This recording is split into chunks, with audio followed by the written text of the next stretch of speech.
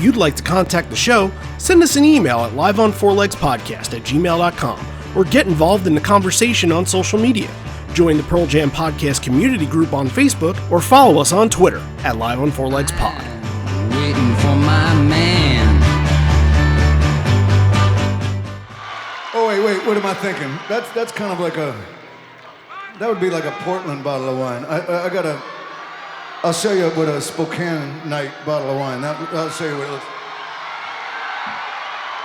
Now, this is what happens when you haven't played in a place since, and when it's in your own state and you haven't played since 1992 or 93 or something.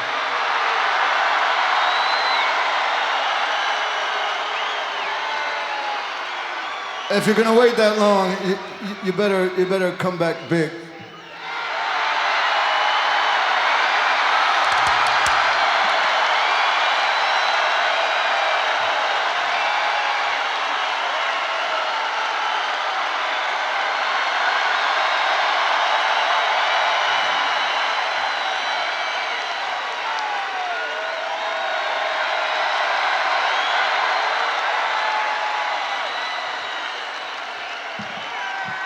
That's a full glass in every sip, my friend.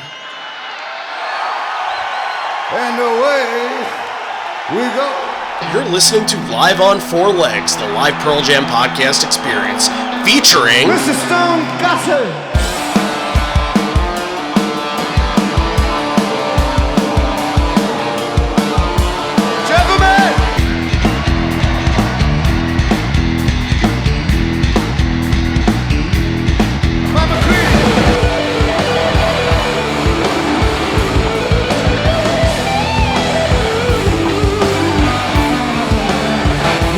Fucking Cameron in the drum.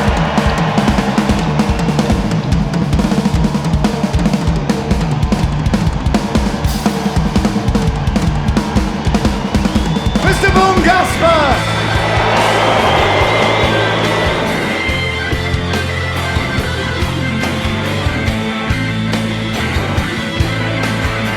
You can call me Al, you can call me Ed, you just fucking call me, why don't you?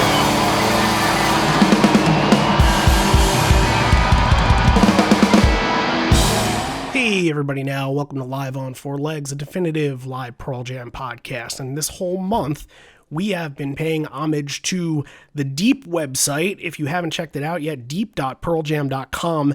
They released entire bootleg collections of the 2000, 2003, 2008, and 2013 tours, plus the lead show from 2014. And it's been a tremendous experience being able to have all these bootlegs at your grasp on Spotify, on Apple Music, and be able to listen to them just anytime you want. This comes so much further than being able to, on iTunes, having to save and transfer over all your MP3s onto your phone. Like, some of my favorite shows are in 2013, which we're about to talk about right now, and literally it's on my phone. All I gotta do is open up Spotify, listen to it any time, or you open up the Deep website, listen to it anytime, make your own playlist. It's been a fantastic experience, and we've been lucky enough to have worked on it and written the reviews, so we figured to pay tribute to all of that's gone on. We're going to keep talking about the years that are focused. So you can, if you have Spotify, if you have Apple Music, if you want to use the Deep website, 2013 Spokane, well, that would be the show that we're talking about today that you can go and listen to either right now. You can leave and go listen to that right now, or wait until after the show's done and see if we actually made good on all of our thoughts and critiques of the show. This is also a hometown series show, which, I don't know, it kind of makes sense, but kind of doesn't. We'll get into that in a sec, but Randy Sobel over here, John Farrar over there. Hello. Hi. So I just said hometown series, and this is a Spokane show. Spokane isn't really hometown per se, but it's Washington. It's Washington State, so it kind of fits. Yet I don't know if we're like kind of broke some like deep-seated rule or anything, but we kind of went out of order in this chronology. But I think for the Deep project that's out right now, I think it's okay that we kind of went out of order. Yeah, it's hometown adjacent. So, and we made the rules so we can break them. That's true. And, of course, the Key Arena show from 2013 could have been an option here. And I thought if we were going to break the rules, break one and kind of like half-heartedly do it, because Spokane isn't really hometown, but it is hometown. So it would make sense. If we broke the rule with Key Arena here, then it would just kind of seem like, all right, who the hell knows what we're doing. But we decided on Spokane, which is a great idea, and it was also a Patreon request from Matt Schulfer. So thank you for Matt for requesting this last year, however long ago that you requested this. We're finally getting to this.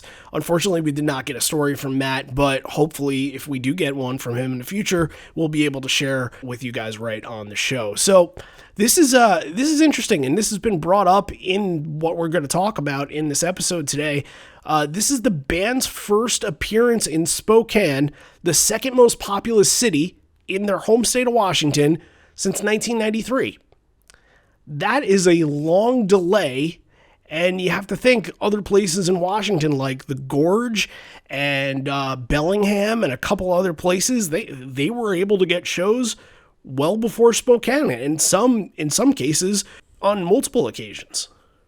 Yeah, I think it's just a matter of it, getting overlooked because obviously Seattle is so dominant in their history. They're like, yeah, they're going to do Seattle. So many venues you can do, yeah. Yeah, exactly. And then, but yes, I mean, it's an easy thing to do, to jump right in there. And this is the show, right before, they did a couple up in Canada and then went down. So we're getting near the end of this 2013 tour.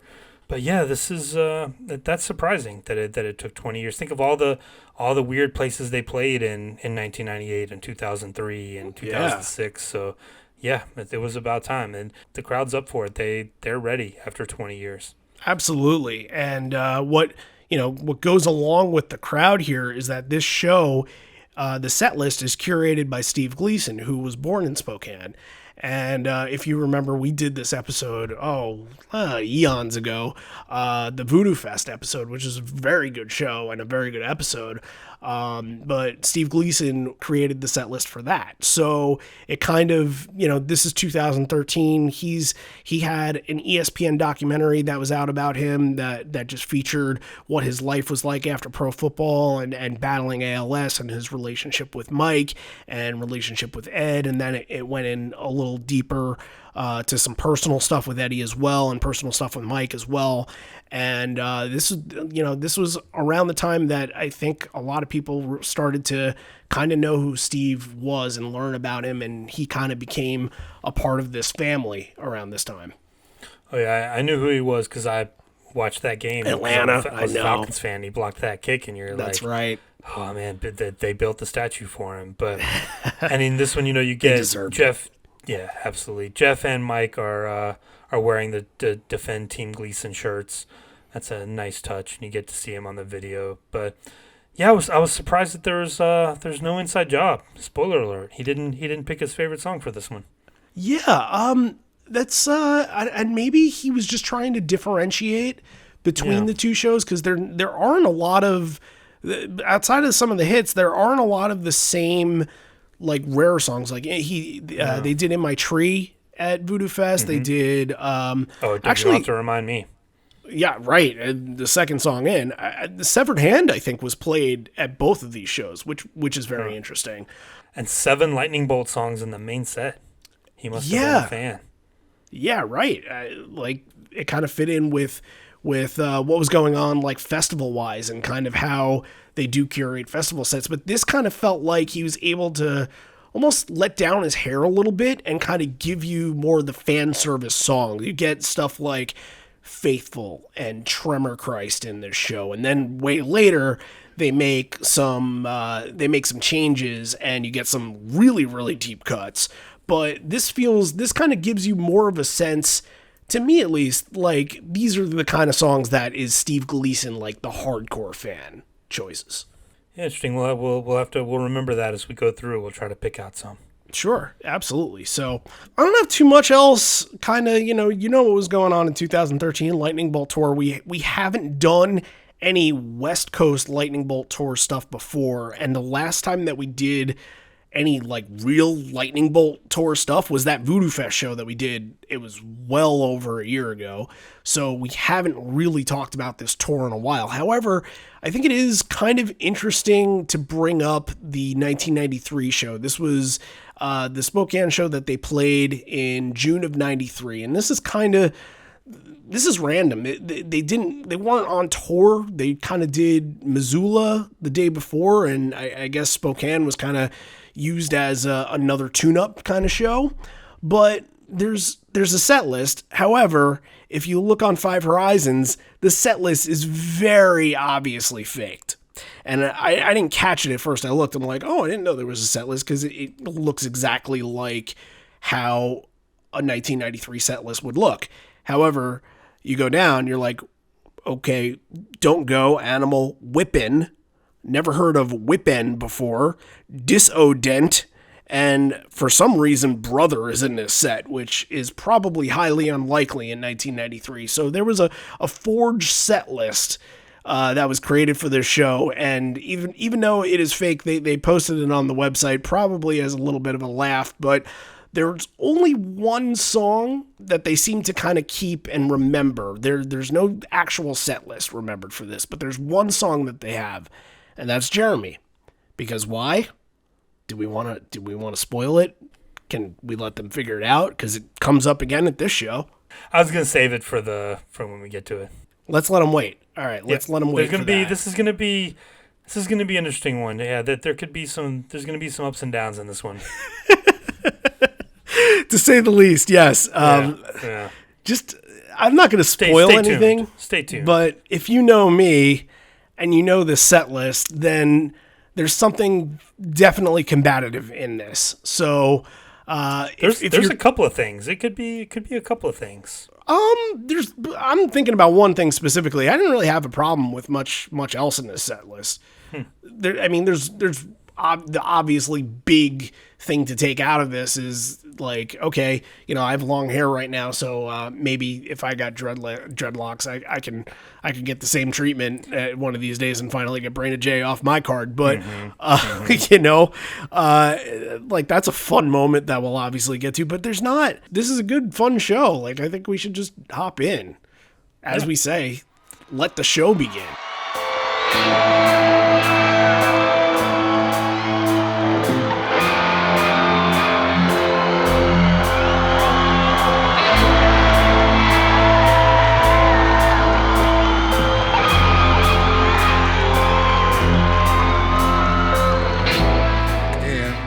Pendulum into Release into Sirens.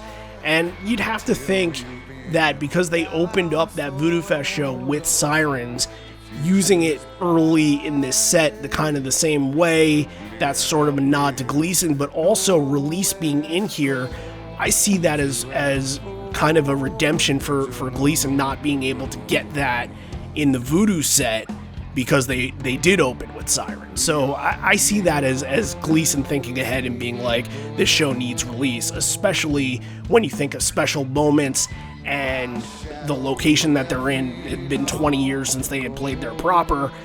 I think they need Release. It's interesting, and it's, Pendulum into Release into Sirens is a little weird to me. I think you take the bite out of Release a little bit by sandwiching it in between these two. Maybe that's just me, but I think Release, it needs more of a focus. It needs to either be the first or the third one, I think, because I think when it's first, it's such a big thing to hit right away. That's the first thing you hear, or even Release into something like a Corduroy, or when they'll do something like a Last Exit or a Savior or a Hail Hail, something into that punch that gets you out of that section. But this kind of like, it didn't really jump out at me being stuck in between these two. It kind of lost something, I think. Yeah, I want to say one of those Brooklyn shows that I went to this year, I think they went Pendulum, Release, Elderly Woman, or Nothing Man. I can't remember which. I think it was Elderly Woman, but that's definitely not one of the releases that I've seen that sticks out. I will say that. It wasn't bad per se. There wasn't... It was, obviously happy to hear it anytime, but out of the 6 or 7 times that I've probably seen it, it probably has the least impact. So you're onto something there. Especially like Sirens following it.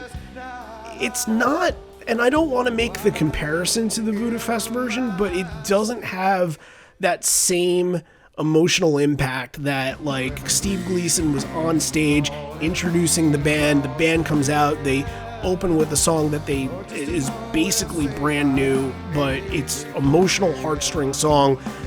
Here, after release, it's like, okay, here it is, and it doesn't really feel, it doesn't have that identity. Yeah, we talk about how Ed is so good at, making these waves in the set list. Like it builds and it builds and builds, and then there's the crash and the release of like an even flow or a Given to Fly or Do the Evolution or something like that. And release, it kind of loses a little bit of weight when you follow it up with Sirens. Like it needs something that's going to keep building and keep that emotion weight going. And Sirens just doesn't do that. I think it just kind of like fell flat for me. And at this point, they weren't doing any of the extended with the crowd or anything like that. Like it didn't have its identity live yet. But yeah, it definitely a little bit weird. But you know what? I'm sure, like you said something about Ed. It was Ed's waves and ebbs and flows in the set, but it's a Gleason set, so they're just gonna say, all right, whatever you want, man. Yeah. Like this is all you, and we're going for it. We're gonna try it. But after Sirens, there's a huge ovation. The crowd seems to really enjoy it, and Ed asks them if they're warmed up. Let's get it on. Here we get into the juice. We get Corduroy and Once back to back. Great Corduroy burst through, gets the show kicked off. Really feels like that's the kickoff, and Jeff and Mike especially are vibing together, feeding off each other's energy. Mike is running around stage. He's really hyping up the crowd in Corduroy. Powerful, powerful ending. Once is fantastic. I just want to throw that out there. I don't know if it's accidental that Ed just kind of, because there was something that happened. He wanted to take a swig of the wine bottle, and while he was doing that, he's like, you guys sing. Take it.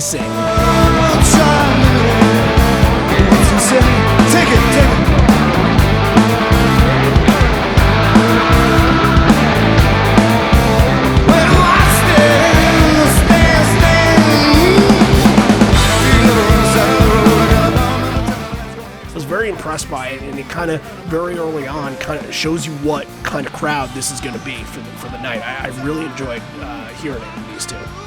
Definitely, yeah. Once is one where you definitely feel the crowd participation going in, and yeah, Once is a unique song because I've talked about it before. Like I prefer the 2010 versions of Once to the 1991, 1992 versions. I think it kind of lost some of the kind of Aerosmith butt rock feel that it once had, no pun intended. But I think now it's become that one where it's become more of an anthem for the crowd. Everybody gets to do the fist bump once, and they really play it up. And I think it's I really like these versions. Sometimes when we do those early '90s shows, Once comes on, and I'm like, doesn't really do anything for me. But yeah, I'm with you. This was a great one. Corduroy too, especially. Ed has a little trouble with the intro. I don't know if he's like trying to play it too fast or something, but he kind of he fumbles with it a little bit, but it picks up at the end, like Cameron especially, and Jeff, like you mentioned, very, very good. One more thing kind of to tag off of Once and saying that just the crowd is just really into it, pumping their fist. You get Ed, the fifth song in the set, Ed's asking for the lights to see the crowd. Like, that's pretty freaking impressive. That's, you're doing something right. And Matt was also a little something extra in the final section of Once too that just made it a little bit different, kind of just a little bit of a different pattern to it. So good stuff. Good way to open up the show. And Ed, very surprised, addresses things and says it's really happening. We're here in the 509. None of this would be possible without the diligence and persuasiveness of the guy on my right, Mr. Jeff Ament, who put this all together. I actually looked to see if there was more of a story about this. I couldn't find anything, unfortunately. So if anybody knows the story about how Jeff pushed, if there was an interview with a local Spokane newspaper, pass it along. I would love to know how this kind of came about, because I'm sure, they mentioned later that Jeff invited a bunch of friends that were from his hometown of Big Sandy. So this is very much like a Jeff curated show, which is very interesting.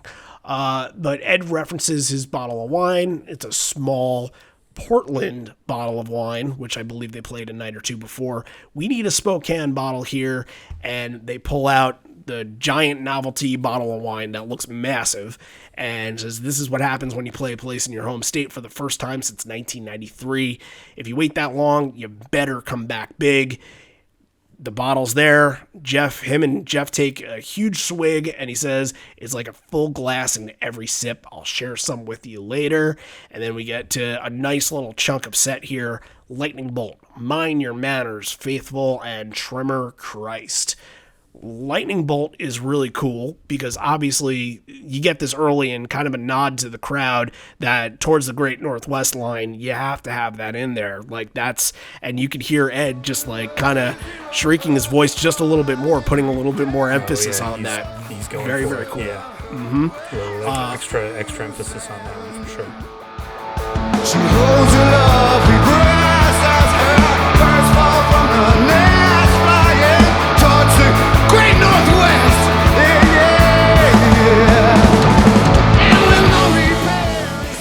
I did this a couple times with combos in the show and looking up stats on combos.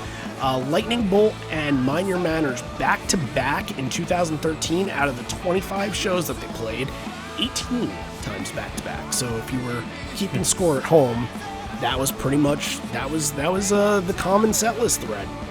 I think every time I saw them in 2013, I think that's what happened. So yeah, I would have even thought it was more than that. I would have said 21 or 22. Sure, right, yeah, and that just kind of goes to show like how much they differentiate their set. And think too that, like you said, there were 2 Brooklyn shows, to Philly. Yeah, so a lot of that they pretty much did it probably in every city. Worcester. Yeah, right, sure. Prior to Faithful, Ed's reaching out with his massive bottle and pours some of that wine into the cups in front. So, like you said, didn't take that much time to share with the crowd, but he's already sharing. He's already sweating at this point. That's how hard they're going in this show. That's a pretty good sign very early on. And it was these versions like Mind Your Manners was really cool. It kind of had more of the siren-y effect sound to it. It kind of had like a little bit of like a muffled distortion. At this point, I was like, "Oh God, more Lightning Bolt! Like, really? We're gonna get 4 out of the first 7 are gonna be from this record." That was getting a little bit tedious for me. But when Faithful hit, it was like, oh, "Okay, this is cool."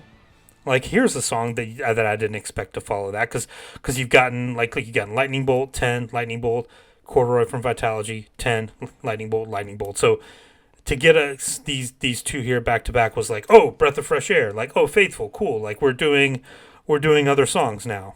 Getting into Tremor Christ, like what a surprise that was, and a really, really good version. Like not one that they felt like they were just going through the motions on it or just doing kind of the karaoke version. This was really good.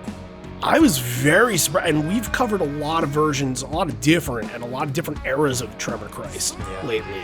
I think the last one we did was probably the Leeds one, where it was kind of down-tuned a little bit, but we were also doing a lot of 95, 96 versions of Tremor Christ, where it was Jack, and Matt's never going to hit as hard as Jack does, but he's going to fulfill that pace. That was here. I felt like this version had just about every little detail that you would get in the Jack era, except not that booming power hits, but very, very good. You could put this in a 1995, 1996 show, and nobody would really bat an eye.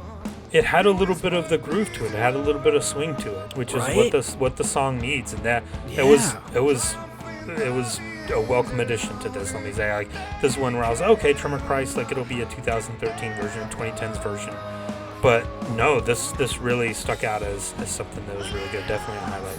And all of Ed's vocal inflictions, like the angels, if they like that stuff, all in this, doesn't usually do that in every version. Sometimes, like you said, it could be a little bit of a layup because they're uncomfortable with it, unfamiliar with it, they haven't sound checked it.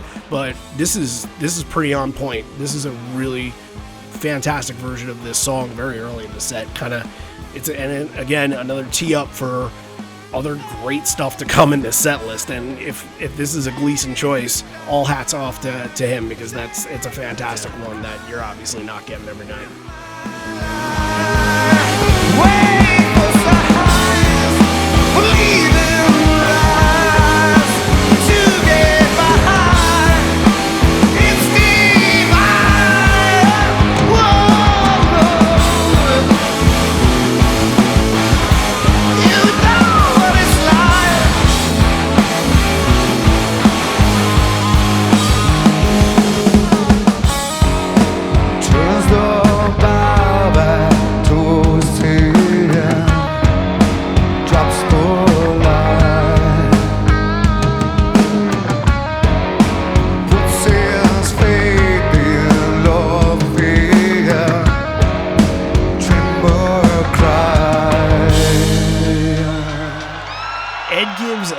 To Mudhoney after that, and calls them one of the greatest bands to come out of Seattle. We should have made it here back in '92, but we're making up for it now. That's a nice little touch that they were able to bring Mudhoney on this and bring them to Spokane, because I'm sure that was probably part of the deal. Mudhoney did, I want to say, like 3 or 4 of these shows, probably the back half of this West Coast, because I know that they did the Key Arena one. I'm pretty sure they did the Canadian shows in Vancouver and Calgary. I could be wrong by that, but the last 4 or 5, I think they were pretty much following around, which is different because they didn't really have openers on this tour at all. Yeah, and we almost never talk about Mudhoney, but people say, oh, Pearl Jam's the last of the big 4 that are still around, but Mudhoney's still around. Like, give them Mudhoney's 4.5. Yeah, give them credit. They were there from the beginning. Like, you look at, they formed in. Their first record came out in, 87 or 88? So they predate, like, all of this stuff. I'm bummed that, like, they opened up the show in 1998 that I went to, and I missed it. And that's a whole other story that we'll save for that episode. But I'm bummed that I've never gotten a chance to see them, because, some of those records are great. Like, Mudhoney's a great band. They're a great live band. And, they never get enough credit. Fortunate to see them twice at both of the PJ20 shows. So, and it was great. It was awesome. Yeah. Obviously when you're kind of in an amphitheater, it's a little bit different than, seeing them in a pit or something like that. But definitely great experience, great live band. So this whole part here, Even Flow into Getaway, I was feeling Stone on this version of Even Flow. How about that riff that he's got going on?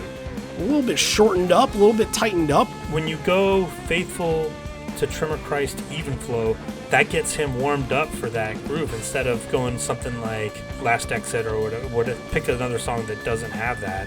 One of the, like a ballad, a daughter, like a Dissident or something. Dissident, yeah. But coming off of that version of Tremor Christ, where it was tight, like they sounded really good, we're really feeling it. Yeah, he's still going to be in the groove there for Even Flow. I think it rubbed off a little bit, absolutely. And what else are you going to expect from Mike on this? Finger tapping and Hendrix vibes and putting on a clinic, yeah. Absolutely. We also get a Cameron drum solo. It's a banger. Yeah. It's not one of those that he did in 2006 that kind of had that, like, where it slowed down and then built way back up. It had a little something of that, but it was pretty straightforward. It hit the cymbals as hard as we can and then groove back into the chorus.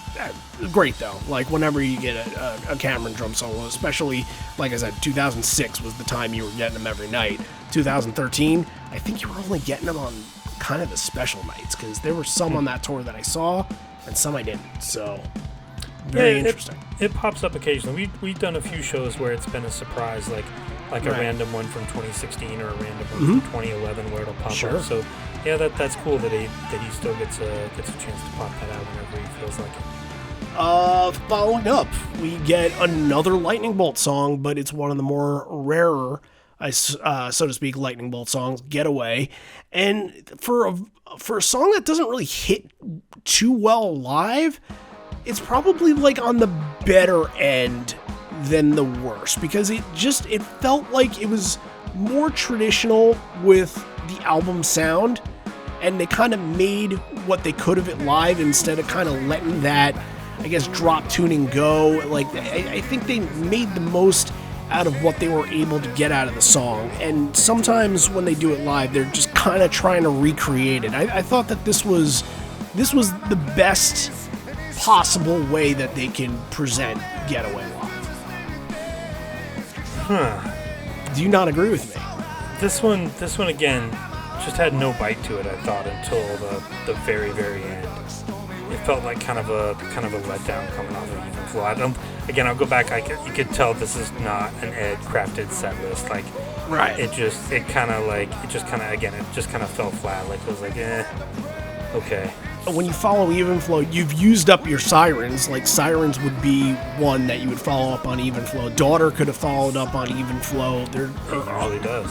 Right. Like, there are other songs either that can cool down or build you back up. Getaway maybe doesn't do either of those things. It just kind of like tries to keep momentum going. I think it did an okay job at doing that, but I see where you're coming from. You want something else, and maybe the next song is what you kind of expect after Even Flow. It's present tense. It's kind of the opposite of what we talked about at the beginning, where you had Release in between Pendulum and Sirens, and it kind of like loses something. Here you have Getaway in between Even Flow and present tense. And I think it kind of like, it doesn't do the job of continuing the momentum there. I think it's the opposite kind of effect. So I think that's another one where I'm like, like I said, it just fell flat. It kind of took me out of it a little bit.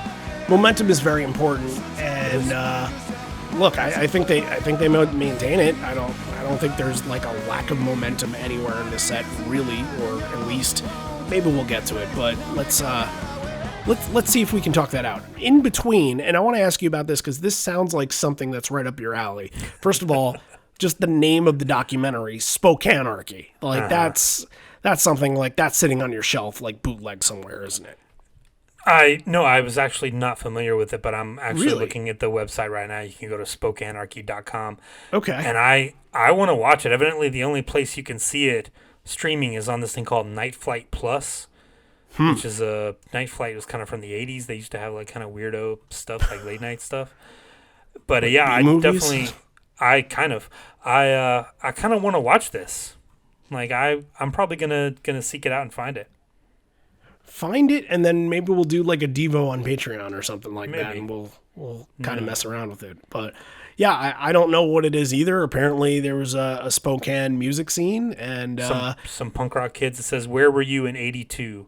So it's kind of like the story of the Spokane punk rock scene in the early '80s. Would have never thought. Never thought there was one, but here we are.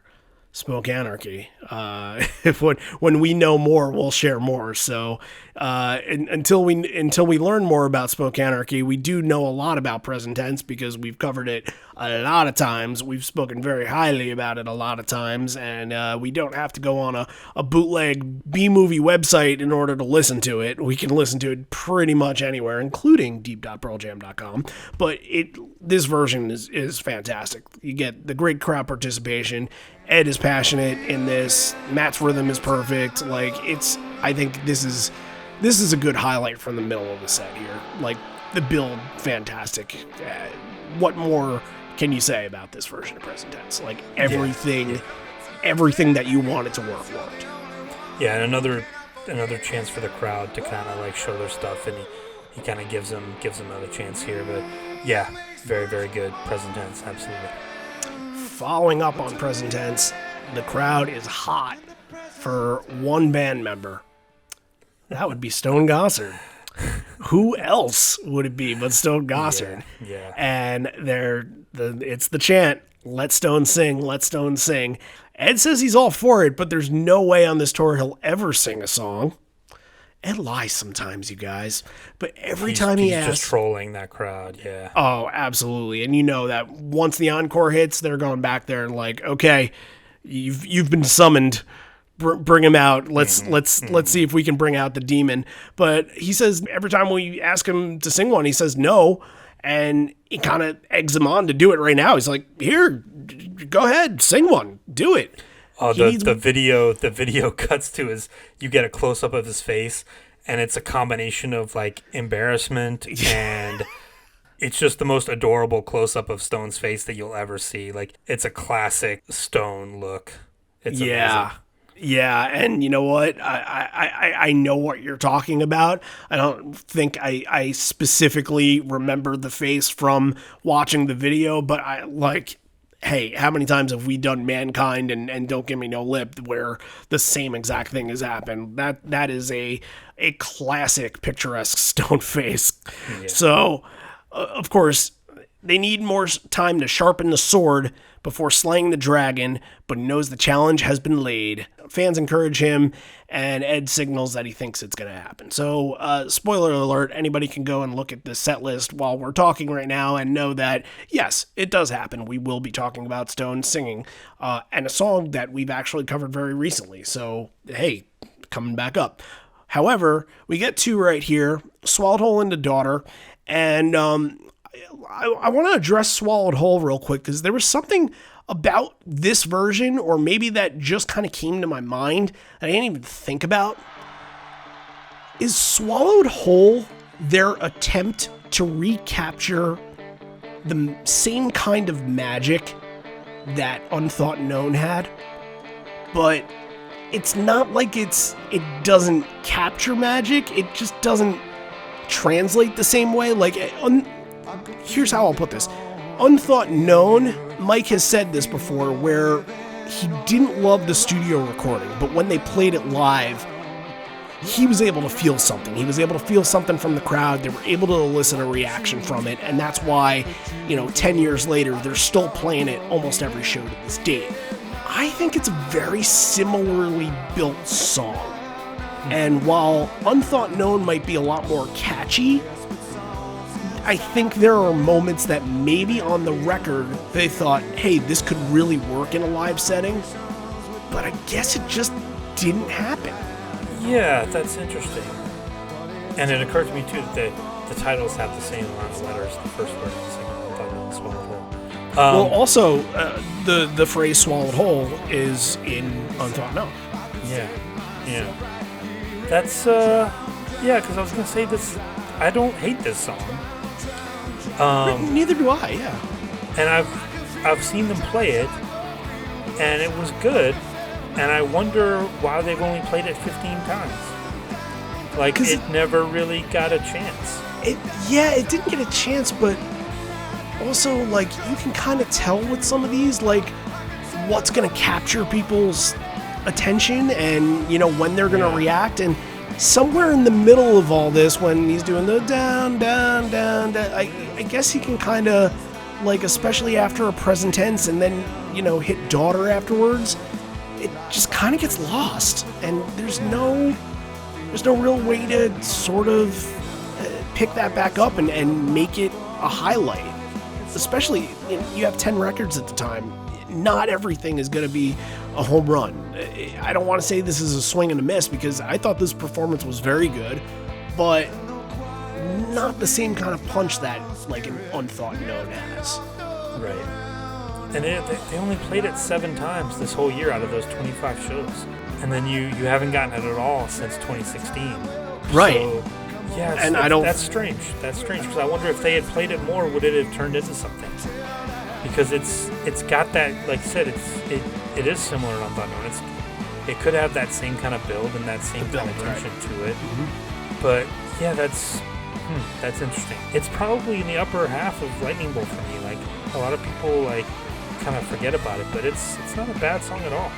Yeah, I don't hate the song and I don't like love the song, but I also weirdly don't feel indifferent about it. The thing that I think about when I think about the song is my road trips going to all of the 2013 shows and how I would listen to the album before going and just kind of passing by, the dreaded highways and things like that, just on the expressways and seeing nothing but trees like that, especially in foliage in the fall, like that kind of reminds me of the song a little bit, but it's not one. I don't listen to Lightning Bolt too often or too many shows from this era. It's just not one that really sticks. it doesn't have that staying power that maybe some of the other ones do. So I guess this counts as our appreciation for this week.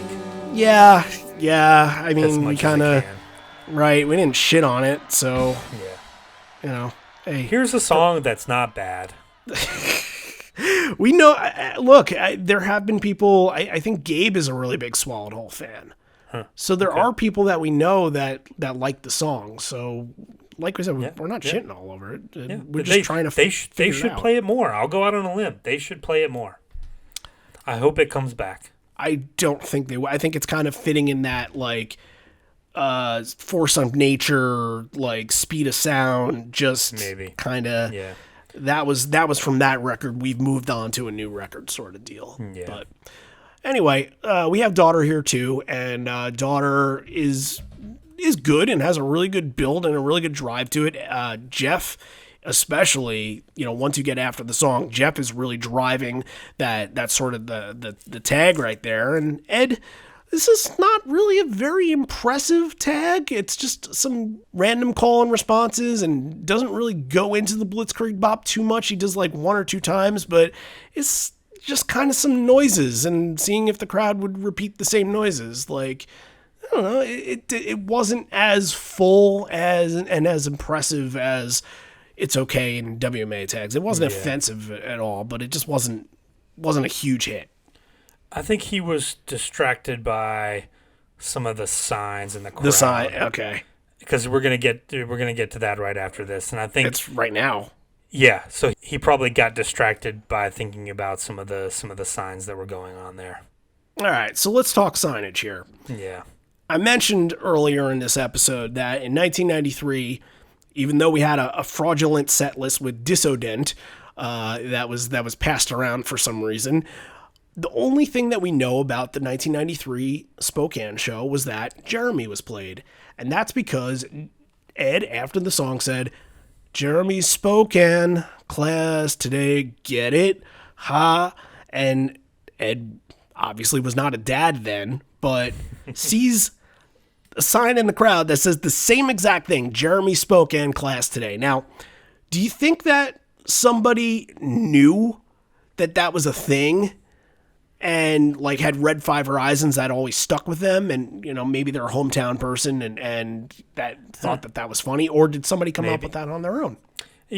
Maybe. I mean, with this band, I wouldn't put it past some of these crazy fans, ourselves included, to pull that out after 20 years. But it could have been something that someone just thought of, like, oh, that's their biggest song, like that goes along with that. Like, this is our town song, and you've talked about that before. Like, yeah, some songs are associated with cities and towns, and we might get to that in a little bit, but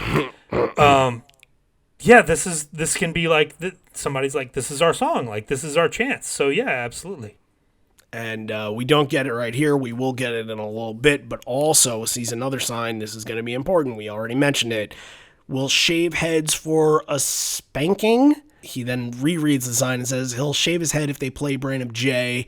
Ed kind of can't see him and says, "You're behind somebody. I can't see what you got." And then like all of a sudden he kind of moves his head. He's like, oh, okay. There's your hair. Yeah, that dreads are very apparent. So you've been thinking about shaving that shit for some time, and you just wanted to find a dramatic way to do it. And Ed kind of keeps that on ice. Like, let's think about that. Let's go back to that later.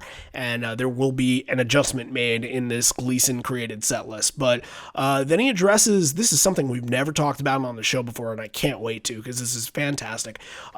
When he first heard Velvet Underground, it was back in San Diego, and we heard this thing, if you took a banana peel and let it dry and scrape them for 2 days, you can get stoned off of it. But it didn't work. You have to think at this time, they did a show in Baltimore earlier in the East Coast leg, obviously, and that was the day that Lou Reed had passed, and they played "I'm Waiting on the Man" in that show, and for most of this West Coast leg, it was Ed's solo, and he brought in this kind of end of album obscure song called "After Hours." If you close the door, the night could last forever.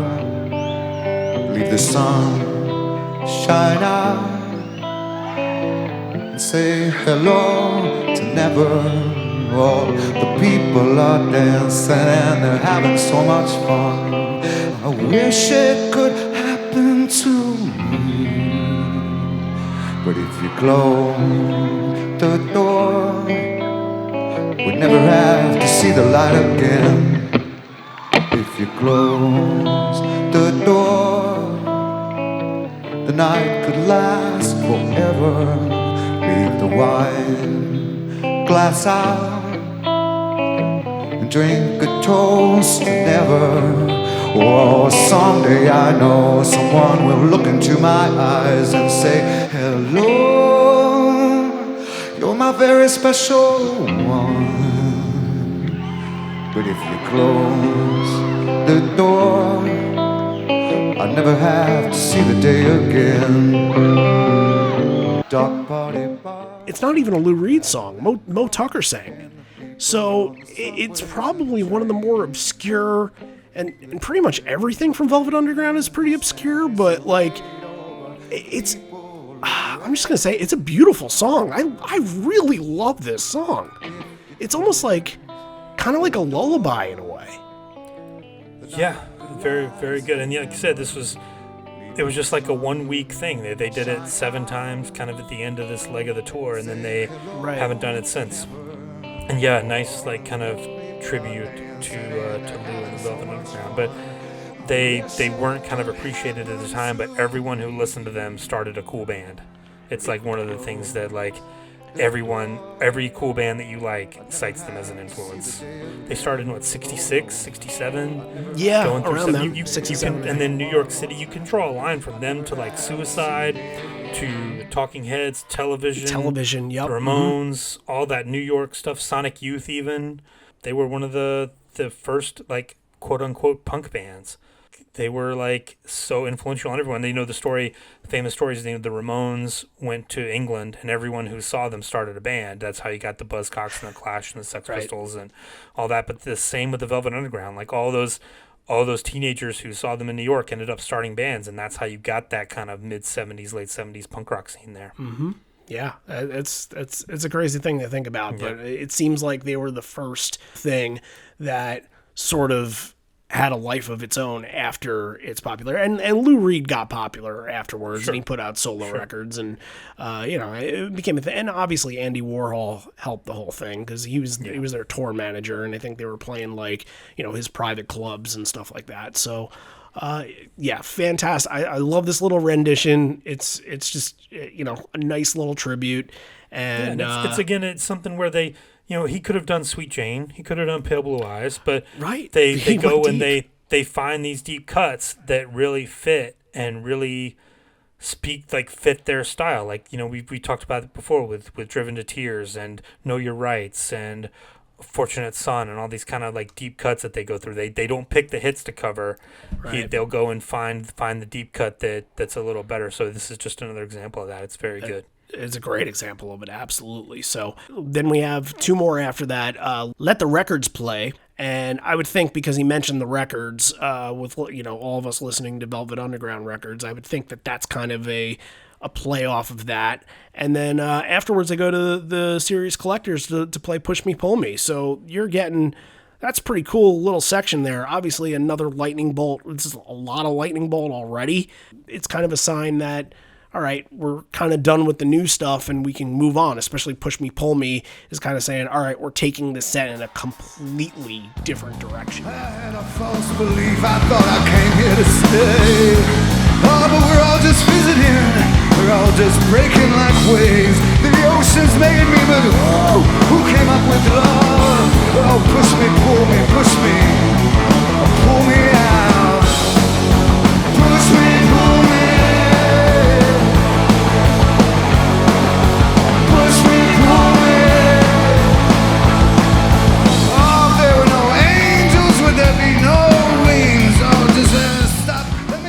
This is the punk rock version of Push Me, Pull Me. Like I would love to hear this song someday. I don't mind it that they kind of change it up and kind of like buzz through it a little, make it a little easier live than it was on the record. That doesn't bother me. It's still great. Yeah. Two things I noticed. One that I just want to throw out there: Jeff's bass on I think "Let the Records Play" is the art from the Cincinnati 2014 poster.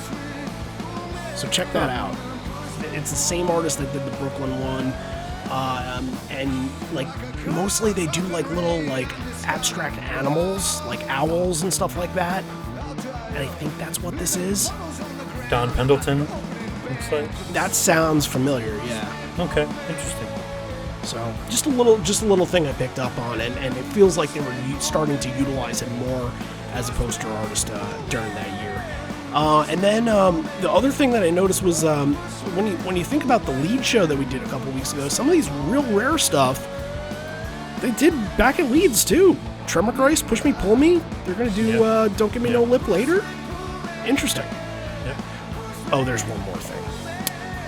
At the end of Push Me Pull Me, there's some MFC style gnawing in this.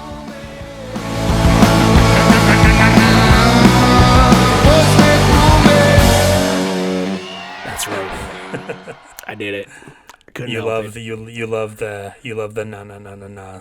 Oh, it's just an ode to my favorite record, and I can't help it. You're right. Ending the set, Jeremy, Do the Evolution, Porch. Yes, Jeremy Spokane, Flask Today.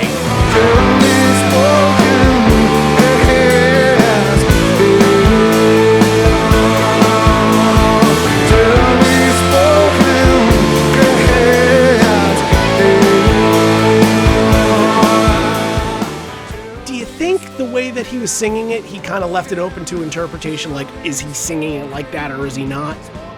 It sounded like he wasn't. He wasn't playing it up at all. I think he just did it the normal way. But Okay. you know everyone in the crowd was, so Of course, yeah. I wasn't sure if he was trying to blur the line or, not being obvious without being obvious about it. But I was expecting him to play it up and make a big thing of it, but he really didn't.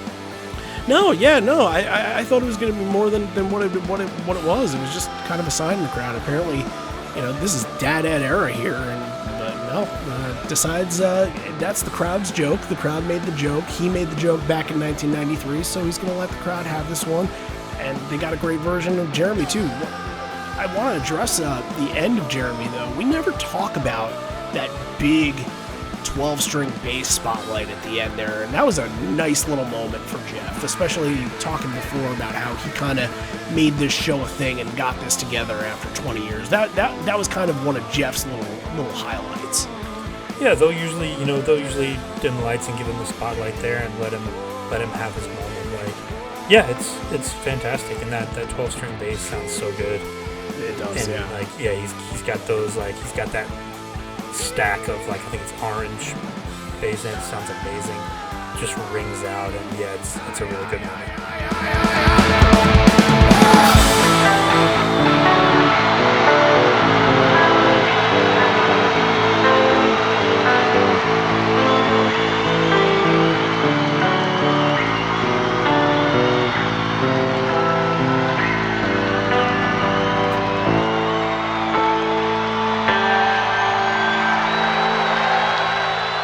Evolution, Porch.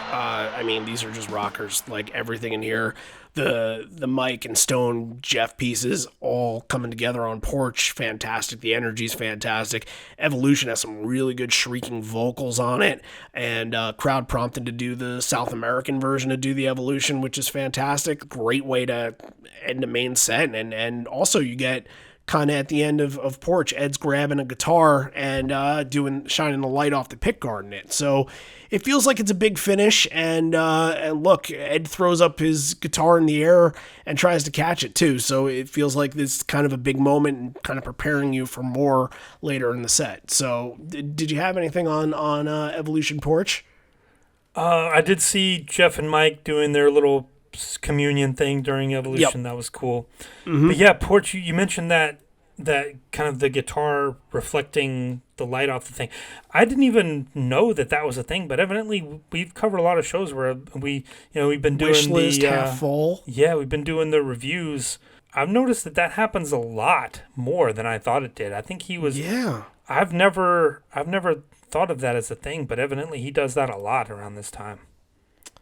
Yeah, I thought it was more of like a 2003 thing because it feels like the time that I remember it most is usually the Live at the Garden show when he did it during Half Full, and there have been some moments in Wish List where he's done it as well. Yeah. So those are the ones that ring kind of in my head, but in this kind of modern day era, no, I think there's so much going on, and there's so many more songs to remember, so many more moments that kind of stick out to you. It kind of goes kind of unheralded a little bit. Yeah, So. but it's a cool moment. Like he's probably shining that thing like up in the back and up in the top Right. row, and yeah, it's a cool Trying to see moment some for those people. people. Yeah, definitely. Absolutely. All right, we are at the encore here. Let's pause for station identification, talk a little bit about what's going on over at Patreon. This was a Patreon request from our good patron, Matt Schulfer, and if that's something that you like, if you like the fact that you can request an episode for us to do at some point in the future, then, well, the best way to do that is to join Patreon, patreon.com/liveonfourlegs. There are 3 tiers. The $1 tier, that gets you everything extra content-wise, and speaking of extra content, what's going to come pretty soon? We've got another Evolution episode coming. We've been saying that for weeks, but we promise it's Yep. like literally being recorded right after we talk about this. But it's going to be either like late this week or early next week.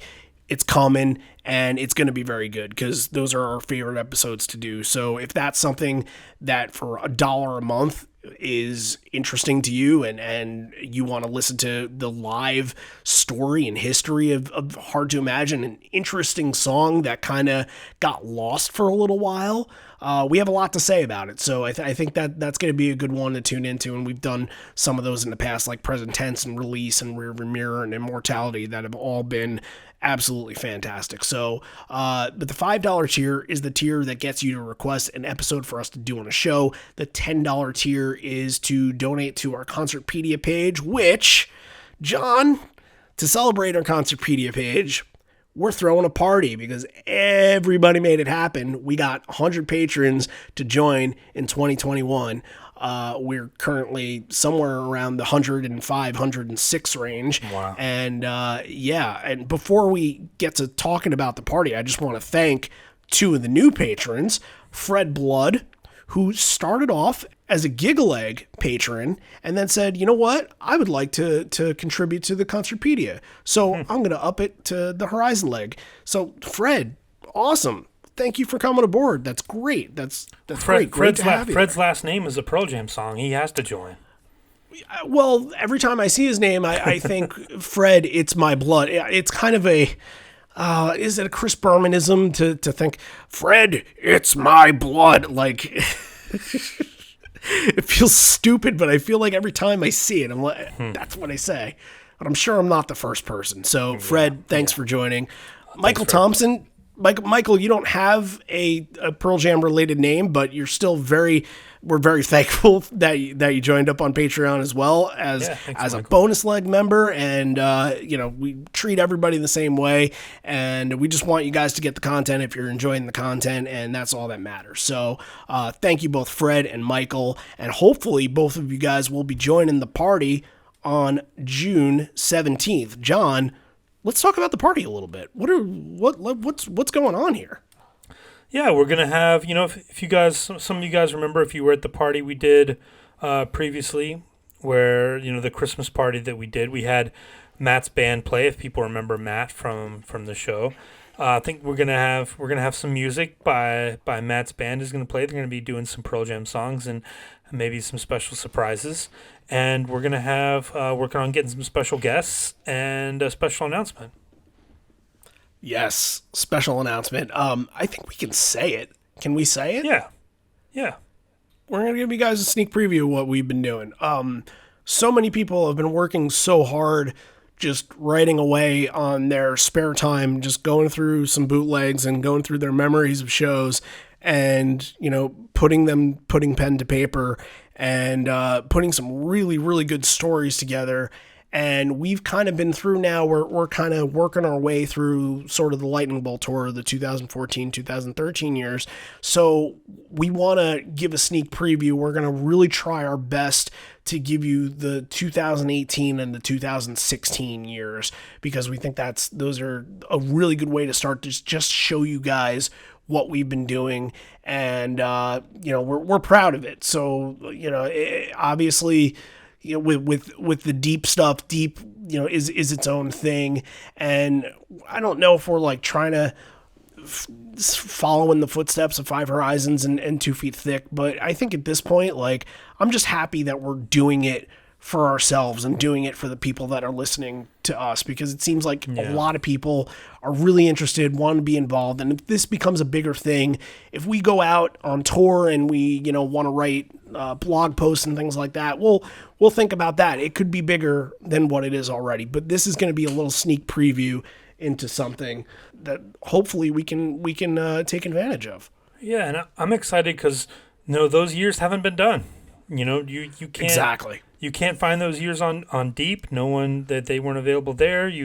Obviously Five Horizons, 2 Feet Thick never got to those. So these are something that's going to be brand new for people to go back and read. So yeah, very excited. It's been a lot of fun. It's been a labor of love, and it'll be exciting to kind of see it come to fruition. And we should give a shout out to Chris Everett, who's been working really hard trying to get that going. We definitely thank him for all the hard work, and his crew who's working over there too. Like we couldn't have done this without them. But yeah, you'll be able to check that out in a couple of weeks.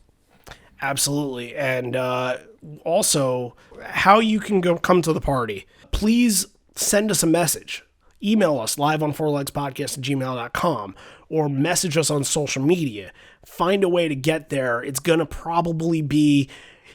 We got to create some marketing for this, and I haven't done that yet, but it's going to start at 9 o'clock Eastern Time on June 17th. We're going to have a Zoom link, and just get in touch with us, and we will make sure the Zoom link gets to you. We try not to make this stuff public. Maybe on the podcast community group, if you're on that on Facebook, we will post it because it's a private group, so we won't get kind of jerks kind of flying in and out. Maybe we'll post it there, but we're going to try to, keep it as private as possible. But we encourage everybody, patrons, non-patrons, writers for the Concertpedia, non-writers. We would like to see everybody there. So we're excited. It's a party. Matt's band is going to play again. Like we said, special guests, and, Excelsior, and move on to the next phase of this podcast that just keeps evolving and keeps growing. So very excited to see what comes out of it. Back to the rock? Back to the rock. All right. Says the crowd looks like a giant human birthday cake with all of their phones out. And then Ed busts out a massive joint. And it said it must have been thrown from the crowd. It says that there are some words on it. And it says rock and fucking roll. I think you can call this a blunt. Like, that's more than a joint. This is a... It's just the rolling papers look like a joint. I'm not an expert in this, granted, but that is a blunt if I've ever seen a blunt. Yeah. Like Bob Marley would be proud of that thing. Yes. There's no doubt about it. That is one big bad voodoo daddy right there. So there's some words on it, and it's rock and fucking roll. Spokane loves Pearl Jam, and Ed says this is what I call a one hitter, and it's actually legal in the state. I can light the fucking thing. 7-8 years later, it's not legal in every state yet. I can't believe that. It's decriminalized in Connecticut, but it's not technically legal here yet. Come on, get on your horse. But mentions here that this, again, the set list being written by Steve Gleason, talks about his family and how people in extraordinary circumstances show how extraordinary that they can be. Introduces Steve and his wife Michelle to the crowd, and they get a big, massive ovation. And there's a big chant afterwards, and I believe it's for UW for Washington State, if I'm not mistaken, because he went to Washington State. I don't know if that's in Spokane. I could be getting my Washington geography mixed up here, but the crowd is definitely screaming, UW. I feel like I've heard that before. Yeah, I remember hearing that, and I didn't place it at first, but that makes sense that that it is. And See, initially I thought it was like a Washington, not a Washington State, because Washington's the Huskies, and again, Yukon Huskies, like that's their chant. But it might be for Washington State. I don't know. I know there are a bunch of people out there that know their Washington geography better than us, that know their Washington alma maters better than us. So we'll have to get that person who goes to every game day and brings the Washington State flag. Exactly. To get in there with us and let us know. Please get in touch. I feel like I know who the person is going to be that reaches out, and I'll bet money on it. I think his name starts with a D. We'll see. Just putting it out there. So this one, out to him, it's a request, but also it's like, it's perfect for the setting and perfect for what's been going on with him and his story, his battle. I Won't Back Down, the classic Tom Petty song that has become enriched in sort of the Pearl Jam lore here as well, especially in the last couple years because of dedications to Tom.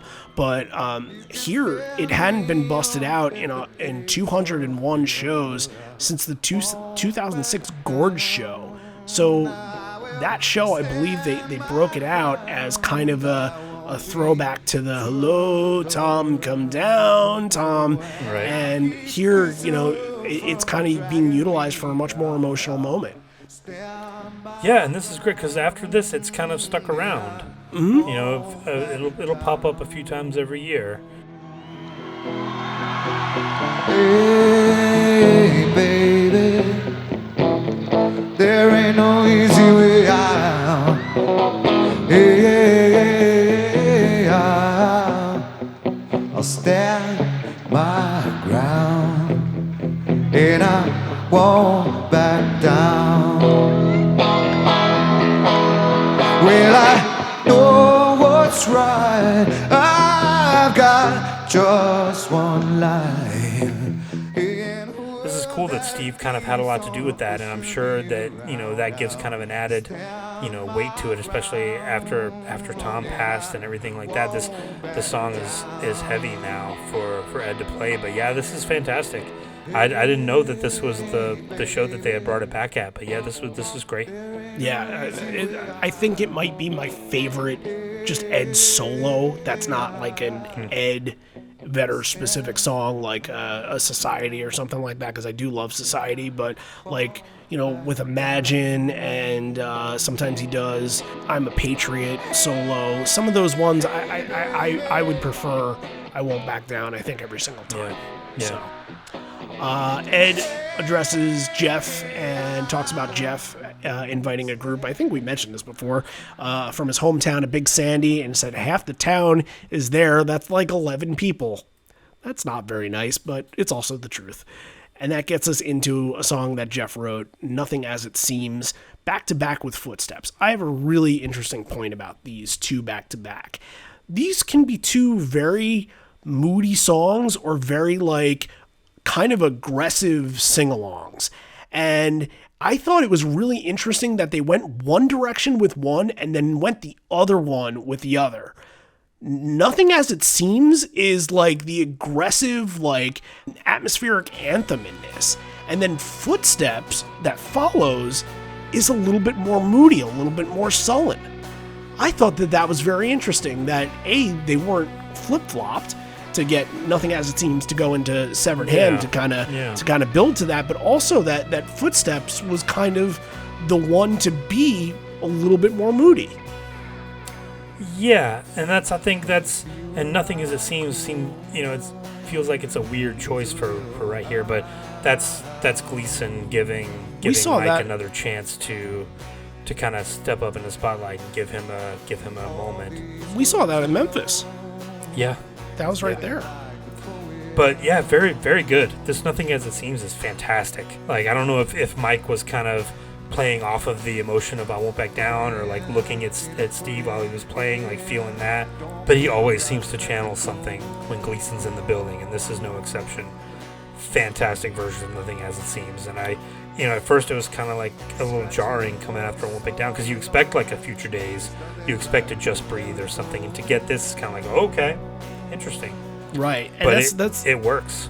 It absolutely does. I really do like this version, Nothing As It Seems. I think I would have liked if they were flip-flopped. because I thought that Footsteps would have Yeah. kind of taken the energy of I Won't Back Down and would have built into the energy of Nothing As It Seems, which Well, that's would the have more given you... that's the more traditional way to do it, that they normally do it. But I think you're onto something too, because you mentioned Footsteps being a little more moody. I think Nothing As It Seems maybe rubbed off on Footsteps a little bit. Possibly.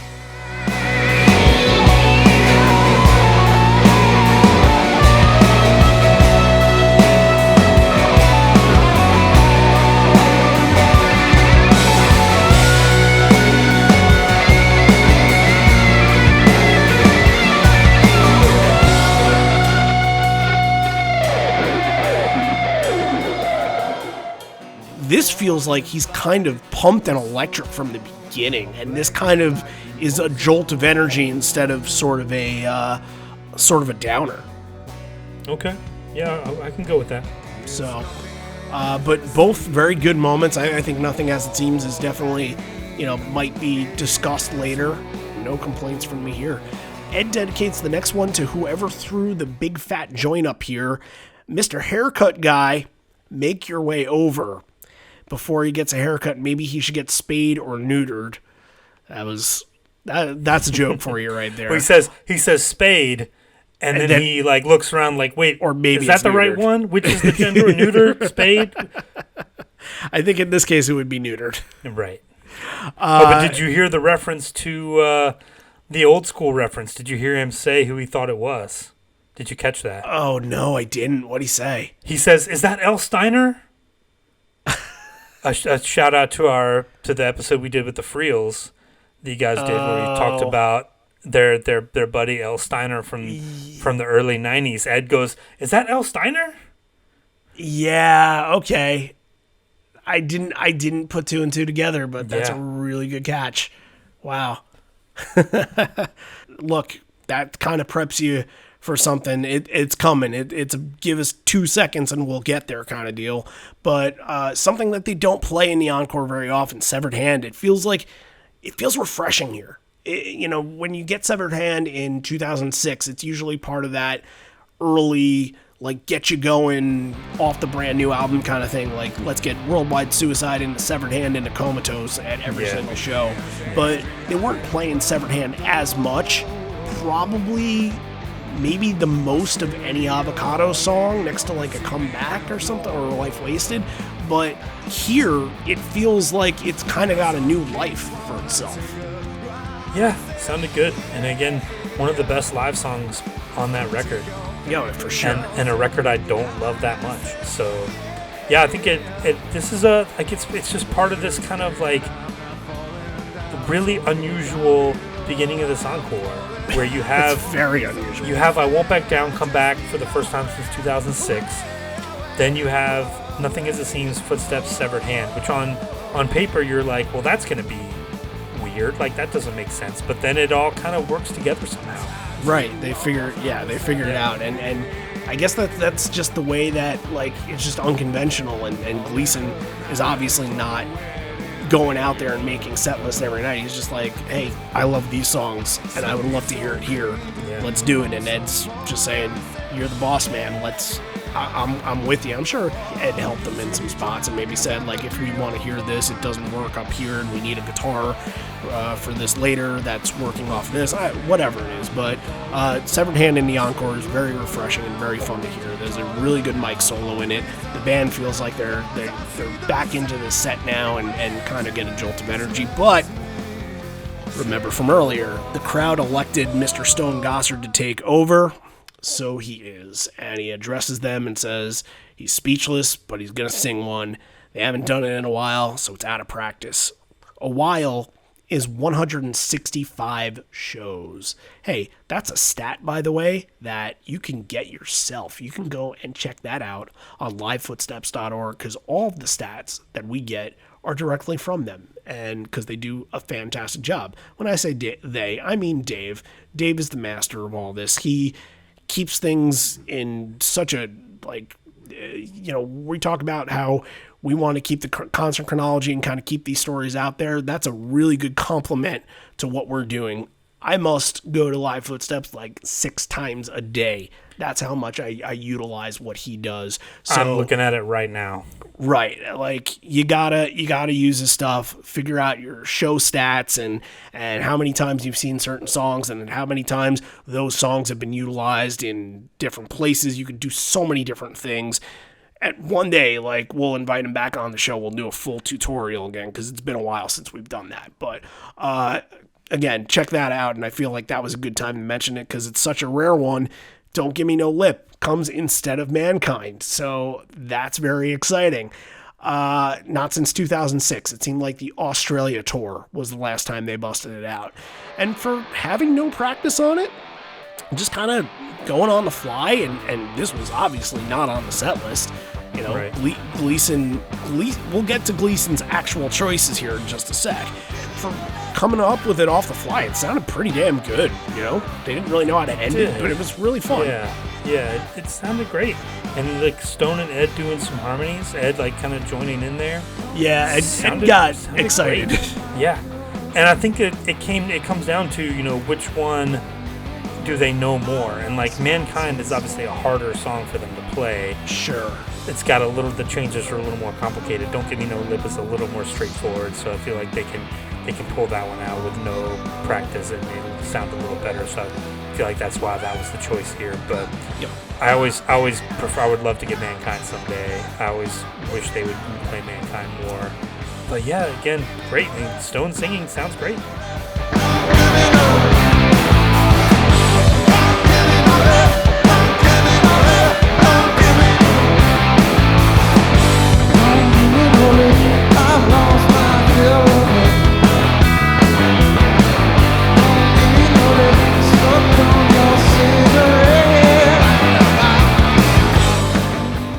The stage is being set up after this. Here we go. This is the moment of the night.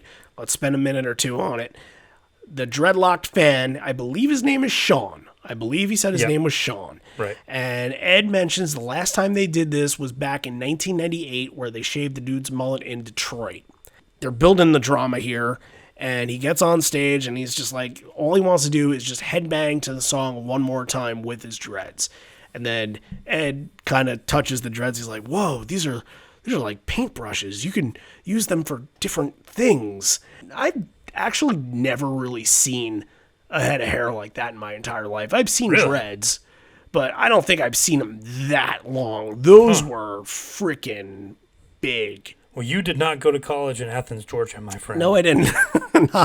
Did not. Yeah. Sorry. Long Island doesn't quite get that crazy. I think there was some discussion, too, about were they gonna cut them before they played the song, and were they gonna do it during? And the guy's like, no, like I wanna hear the song. Like you got it. They've got to. He's like, no, you got to play the song first. Right. That's the deal, and then you get to cut them off. Like I gotta get the payoff first. And yeah, it's a great moment. One of the most iconic like fan interaction moments.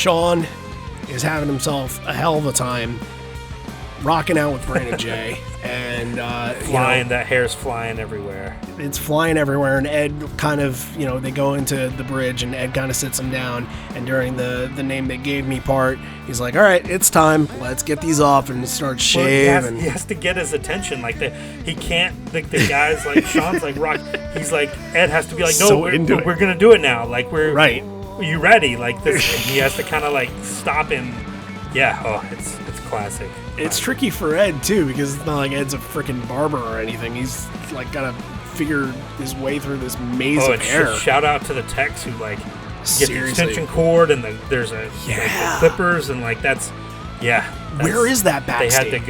They had to go find that very Who the hell nice job by the techs there. Who the hell had an electric razor sitting around? Right. So they just have like this like big box of just random goodies that Somebody's got to trim Ed's beard. I suppose. All right, so Brain of J, and then after Brain of J, here's where everything comes off, and they start to jam a little bit. This is, I guess it's called the Cut My Dreads jam. I've seen it called. Yeah. I like to call it the Barbershop Blues. I think the Barbershop Jeff Blues just is kind of cool. starts playing like a kind of simple kind of blues riff, and then Matt joins in and Stone joins in. Yeah. Mike's taking Polaroids. He doesn't even want to play. Great. Right. He's coming over and taking pictures. I think he hands the guy a Polaroid. Yep. Like, here, this is for you to remember. Yep. But the best part, I think, is Ed's. There's one dread that's like very large, and you can hear Ed, like you can see him mouthing struggling. Words, like, it's not coming off. He's looking around like it's not coming off, guys. Like, I don't know what to do. But he eventually gets it off, and it looks like a damn bull rope. Yeah. Like, it's massive. And at one point, you see, like, one is just, like, hanging on the microphone stand there. Yeah, he had hung it on the mic stand, right? And then he was like, there's, like, 14 of these. They're not going to all fit here. So he just started throwing them on the floor. And again, the techs, like, they had set up, like, trash bags or some kind of mat down to, like, collect all their, like, very amazing job by the techs here. They made this thing happen. So Sean comes out of it with less than a gorgeous some fucked up head of hair. But he's thrilled because he got the dream of a lifetime to be up close and front row to get his head shaved on stage. Like, literally, he did it. He did the dream. As they say goodbye, Ed mentions, like, all right, we're going to play a song that you can headbang without all that weight on your head. And he's like, oh, wait, here's all this hair, this is yours, please take this with you. I don't know what they did with it. Yeah, do the they techs throw come it out? And the techs have to come out and clean up. Sean at least had one strand. Yeah. He at least had one strand in his hand. But that gets us into Go, which I thought was an absolute perfect song, because he says, here's one you can headbang to. It's the ultimate headbanging song. And it's also Don't Go On Me Now. Like, that's got to be a reference to, hey, you just shaved his head. Like, that's part of him. A big part of him just left him. So that's kind of a play on words a little bit. However, Don't Give Me No Lip, Brain of J, this little jam, which is pretty much an extension of Brain of J, and Go were not on the set list. Steve Gleason did not pick these songs. Do you know what songs he picked?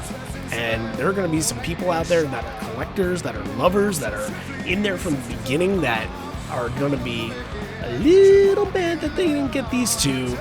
Leash and Alone. You have to kind of do some deciphering. You have to kind of read through the crossouts a little bit. I think Gone was on there as well. That would Gone so was cool. Before Footsteps. Yeah, that would have been nice. But look, you're getting a big, massive moment like this that we've been talking about for probably about 10 minutes now. It's worthy of getting those songs crossed off and play another day. Like Ed says a million times in the show, oh, we're coming back. Spoiler alert, they have not come back to Spokane, but maybe that's on their mind when they do. So Go is great, fantastic, headbanging, with hair, without hair, doesn't matter, you're headbanging to it. And then you finish off the set with just two of my favorites, two of this show's, like, the songs that we just have crushes on. Black, Rearview Mirror, like, we never say anything bad about them. And we won't hear. For good reason. Not for at good all, reasons, because they're fantastic. Yeah, and you're hitting hard at the end of this encore, yeah. I thought to myself, they have to have done this, like, hundreds of times, right? 36 times from 1993 to 2018 that they've had this combination. That's it. Wow. That feels pretty low, pretty light. But that makes it that much more special. For a long time, Rearview Mirror was early, and they would always say Black for later. Right. So it's only kind of later on that they've kind of like merge toward each other in the back part of the shows. But yeah, that's surprising. But yeah, two fantastic versions again. Like we talked about the crowd on Once in present tense and I Won't Back Down, and this is another one where the crowd just takes over and just Rearview Mirror especially. Yeah, and another amazing Mike solo in Black, and a little bit of the Forgive, Forget improv in Rearview Mirror, which is always cool. So yeah, these two back to back here, fantastic. It did seem like at the end of Rearview that Ed was out of gas just a little bit. There was just some a little bit. This was a long encore. It was the 9 songs plus a haircut, you know? Yeah. I totally get that. So we go in encore 2 here. So this is the last little chunk of the set, and boy, we can just glance over some things. We're not going to spend an hour on local Spokane politics? No, I don't think so, but the Given a Fly was Bob's song, and Given a Fly was a nice little performance, and look, we'll give Given a Fly its due another day, even though he does reference that joint that was thrown on stage. He kind of smoked his joint in a tree, and I think that got a little pop from the crowd. Okay, so Ed mentions that Gleason's still playing DJ, and this one is a request. However, we have a little bit of a problem here. In 2010, May 15th was the date. May 15th, 2010. I know exactly what I did that day. I remember everything I did that day. Actually, I remember it so much that I shared it on an episode probably 2 years ago to the day. That long ago. You can go back in our archives and you can listen to Hartford 2010 and everything that was going on with my life at that time, which is not very interesting, but Ed said at that show, he makes this whole big point to say, this next song is an OTOTO. And at that time, that was my 3rd show. What the fuck is an OTOTO? And, you know, they address, I think, the Yukon women's basketball team that was on this massive, massive win streak at the time. And, I mean, they're basically champions every single year. And that was something that Jeff had addressed and said, like, let's do it for that. And I think they were going over it in sound check, and they were thinking, oh, we're feeling this. Let's do this. And they did it. We get to this year, 2013. This is 3 years later. And they're back in the XL Center. We don't get a lot of great shows. I haven't been to, outside of the 2 Pearl Jam shows, I haven't been to too many XL Center shows. They're usually like Bruno Mars kind of stuff. I just don't go. So it's very exciting when we do get ones to town. So that night, that was my last, the 2013 show, that was my last of that tour. And that one was so good and so special and so much fun. And the crowd that was so good in 2010 was just elevated about like 10 to 20 times. It was so powerful to be in that crowd and to feel every single moment. Every single song felt like it was on fire. We have not done that episode yet, but damn it, we need to soon, and 2 other Hartford shows are need to be fulfilled as requests, so we're not getting to it at any point soon. However, in the encore, pretty much the same spot that they did in 2010, they're like, all right, well, we did it 3 years ago. Why not? Let's do it again. And they did it. They used the Eruption solo before it, but Ain't Talking About Love 2 times. The one thing that Hartford could have to itself that made it special in Pearl Jam's little discography of concerts. And that felt good because I didn't really have a lot of other things, and I still don't, that connect me to the state of Connecticut that I've been living in for about 12 years now. There's not much going on here, you know? But I had a little Van Halen song that I could say that had been played nowhere else. A month later. Look, I'm not saying that Gleason's wrong for putting it on the set. However, all due respect to him, he had full right to see that Hartford show and see how incredible that moment was and see how incredible the Hartford crowd reacted to it for a second time. Imagine the first time, fantastic. The second time was explosive. Would pay millions to relive that. And he said, I want that for Spokane. I don't blame him for wanting it for Spokane, but I do blame the band for agreeing to it. Why? That's not Spokane's song. they got their song. It was in class today. That, my friends, is Hartford's song. No question about it. I don't know if I'm mad that they played it. I don't know if I'm like I am disappointed. I'm disappointed that it had to kind of be spoiled because, you know, the one time only thing, that's special. That should be sacred. When you think of those songs, you know, you got something called the Yeasty Girls, the Yeasty Rap, whatever that was. Mm-hmm. Like Yeast Power by the Yeasty Girls. That they never did that again. They never did that again. I thought that would be this, yet it was not. However, for the first time on Live on Four Legs podcast history, we are abstaining from discussing a song. No, I think we need to talk about it. I reject. And you know what I'll even do? I'm going to play Eruption right now. And after Eruption's done, I'm going to retool the set list, and Alive is going to come after Eruption. So it'll be like it never, ever happened. Ever.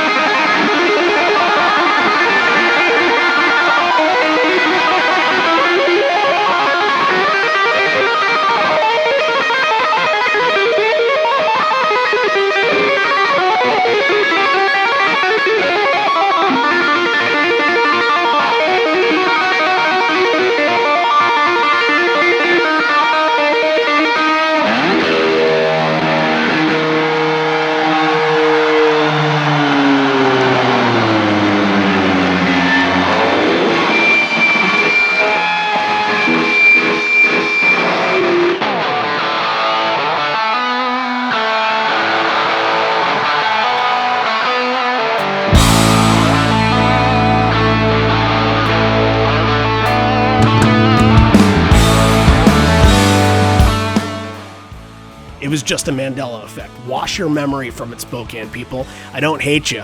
I don't hate you. I have nothing against you. It's just our song. Well, I think it's... You guys should have got Heart for Teacher or something like that. Unless you can get it removed off of Live Footsteps, I think it's still going to count, unfortunately. Well, it can count elsewhere, but it's not counting on this show. We do things different over here. You hate this. I got bad blood towards it. And it's too bad that your town has to have a song that sucks. Because this is... Well, that's the thing. I'm not a Van Halen fan, so I don't really care. It's the idea of it.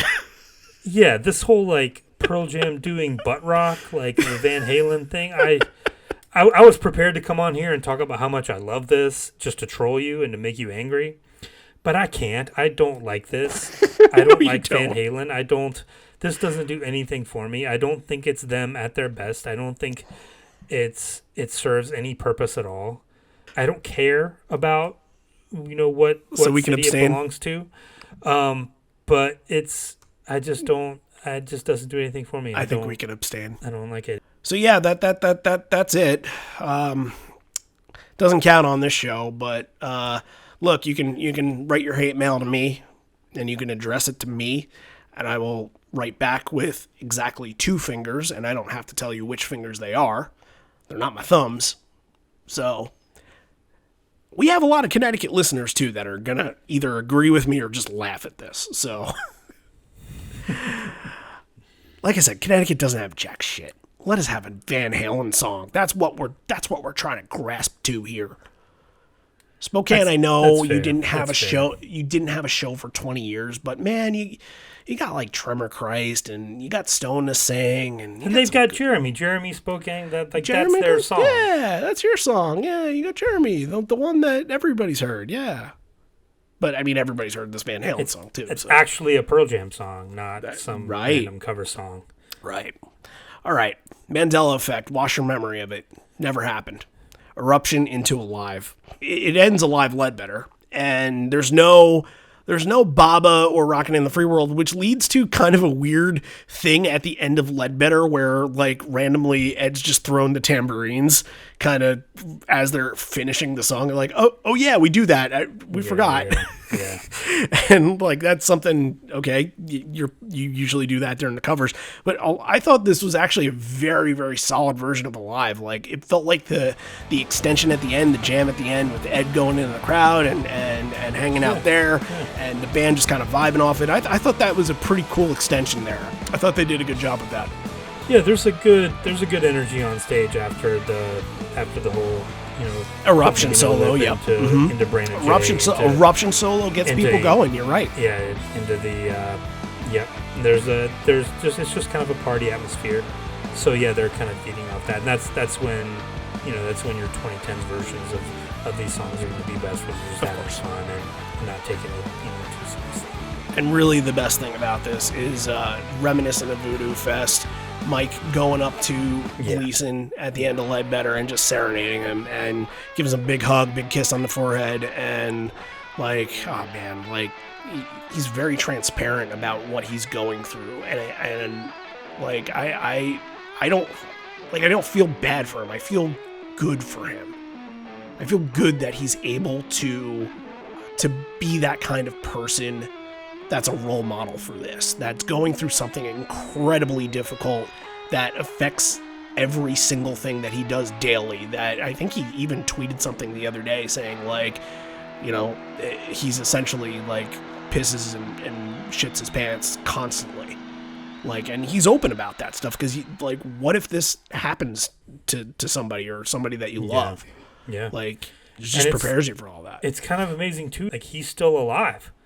Like, he's still going. When they did, he's the exceeding ESPN, expectations. Every day is a win for him. When they did the ESPN documentary, they said like max 5 years. Yeah, and that's 10 years ago. 8. Yeah, it was 2013, and like he did his own documentary. I haven't watched it, but I definitely should. I mean, it's gonna be, it's gonna be tear-inducing, I'm sure. But like, yeah, all credit goes out to him. He's an incredible role model, and what he's done, the legacy that he's left on this earth is going to be extremely important, and especially for people that don't understand the battles that he's going through. We love Steve Gleason, and he's actually listened to the show before, and I suggested that he listen to the Wrigley show when we did it, and maybe I'll send him a tweet suggesting and asking for him to listen to this one, because and we don't hate the pick that you made. We it's Hartford, man, it's Hartford, so he's sending you the two fingers right now.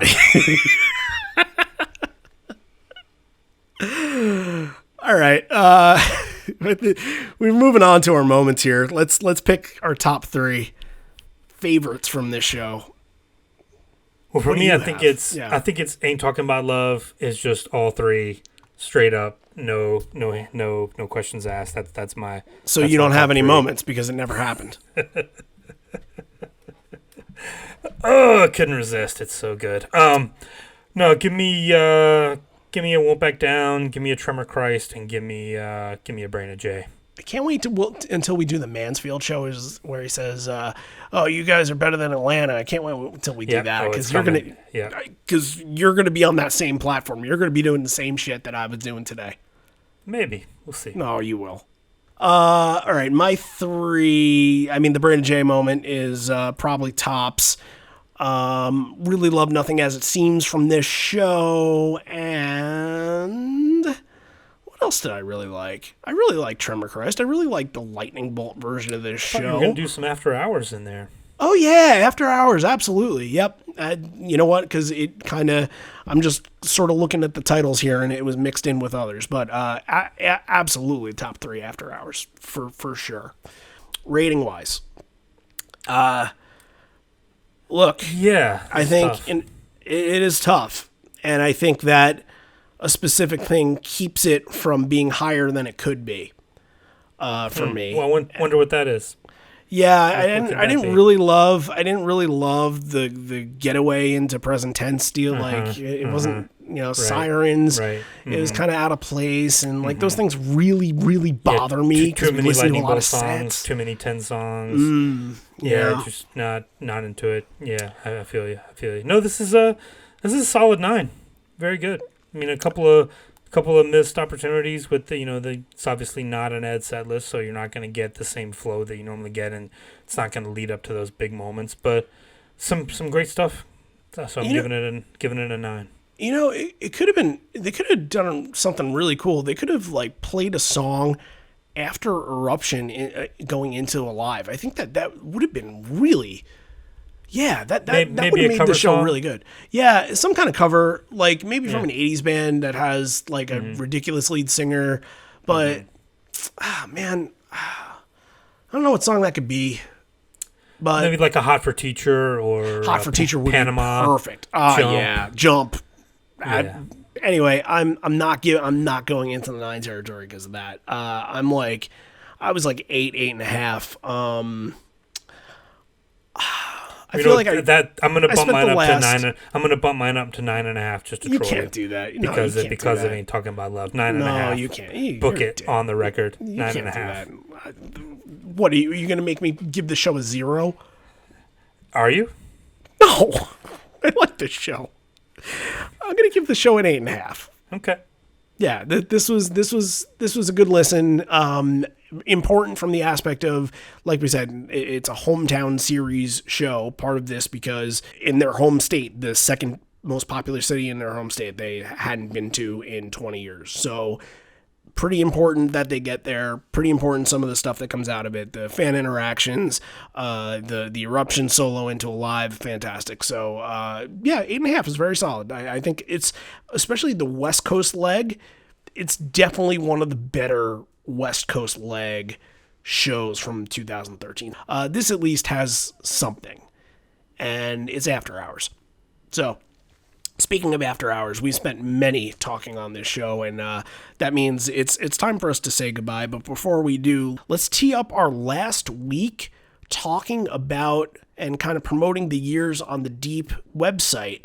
So this is the last one, and we actually weren't going to do a show from 2008 because we had done one like a month or two ago. We did Columbia, South Carolina. So we went through and we looked at 2008. We've done a lot of 2008. A lot of those shows have been requested.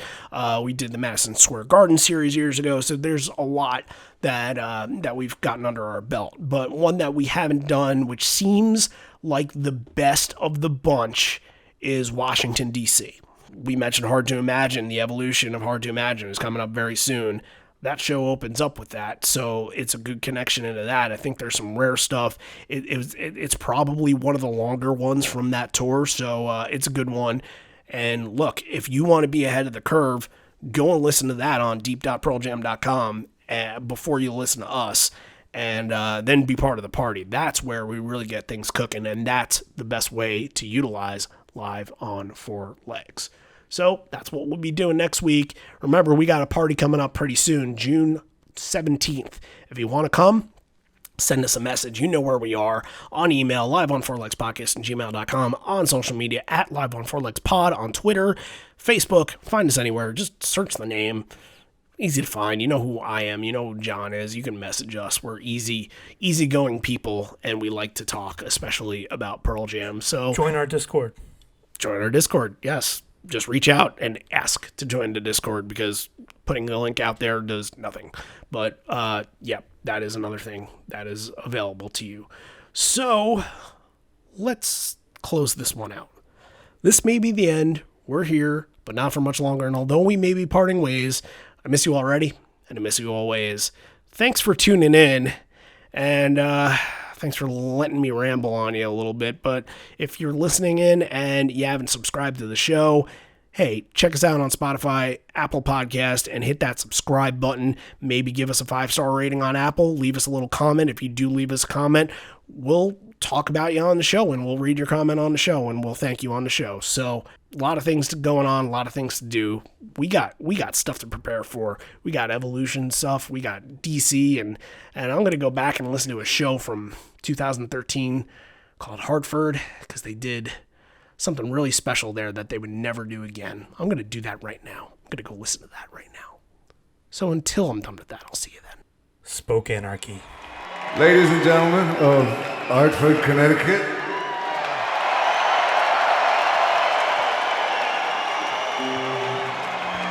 there's something we say around these in our group. It's we say O-T-O-T-O.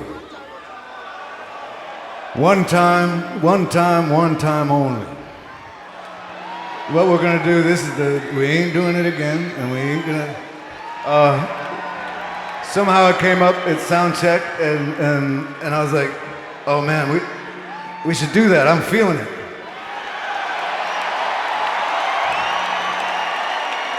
And Jeff said immediately, we should find a doctor to cure me of this feeling before somebody gets hurt. But there's a reason to play it, and a reason to play it here.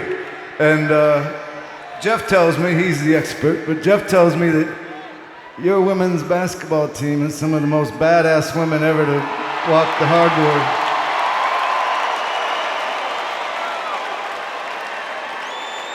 And that you've won 90-something games in a row or something, and that you've won 3 championships in a row, and you've crushed everyone that's come into this building. So,